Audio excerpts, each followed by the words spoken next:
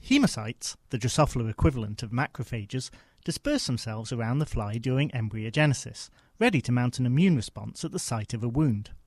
On the embryo's ventral side, they migrate out of the head down the ventral midline, and then disperse themselves evenly across the embryo's surface.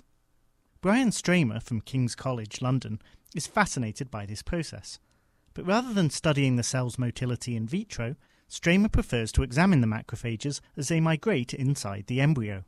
How cells behave in vivo may be completely different to how they're behaving on tissue culture plastic. Drosophila macrophages are readily amenable to live imaging to quite a high resolution. I mean, almost as high as you could get from looking at cells in vitro. Previous studies have focused on the actin cytoskeleton of migrating hemocytes, but in the May 17th issue of the Journal of Cell Biology, Stramer and colleagues, including Will Wood from the University of Bath and Paul Martin from the University of Bristol, turn their attention to microtubules, developing a fluorescent probe to visualize microtubule dynamics in vivo.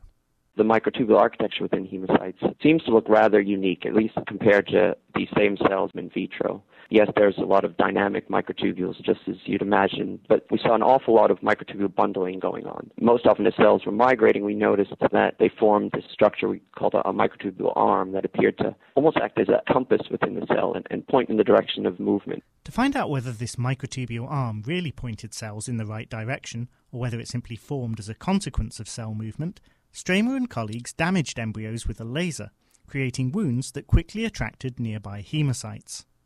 And we noticed that cells in response to wound cue will rapidly form this microtubule bundle structure, and this appeared to precede reorganization of the lamellae. So this really suggested to us that it was helping to induce the polarity of the hemocyte.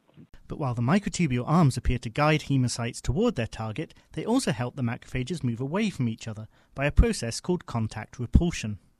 Contact repulsion or contact inhibition of locomotion was initially described in the 50s by Michael Abercrombie. He noticed that fibroblasts in culture, when they move around and they collide with one another, they would stop, turn around, and migrate away. But molecularly, we really don't know how this process is regulated, and only very recently has anyone really characterized cells in vivo that actually undergo this process and require it for their developmental movements. Drosophila hemocytes seem to use contact repulsion to disperse themselves evenly around the embryo. When two macrophages collided, their arms briefly aligned and then collapsed, spurring the cells to retreat in opposite directions.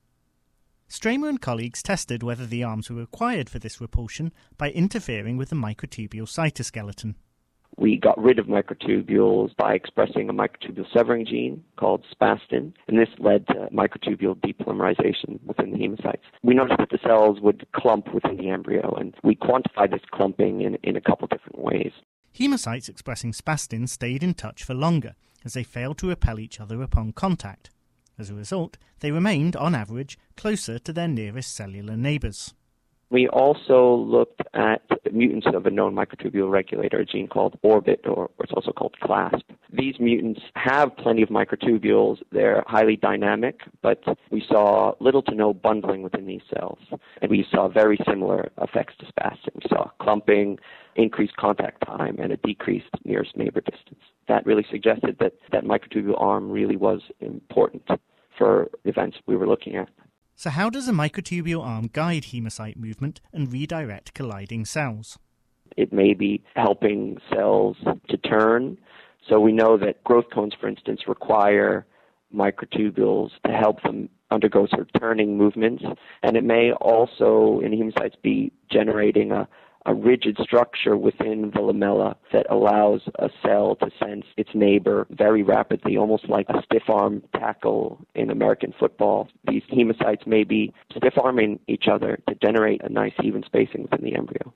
Stramer has plenty of questions that he now wants to ask about the arm's function. I'm particularly interested in whether there's a receptor involved in this contact repulsion. The cytoskeletal alignment that we see really suggests that there must be. Yeah, another question is how cells regulate this microtubule bundle. How is it capable of rapidly repolarizing this structure upon contact repulsion? But the great thing about flies is we have the ability to do genetic screens. So the next step would be a genetic screen in hemocytes looking for contact repulsive mutants. You can read more about hemocytes' microtubule arms and their function in polarized migration and contact repulsion in the paper by Stramer et al. In the May 17th issue of the Journal of Cell Biology.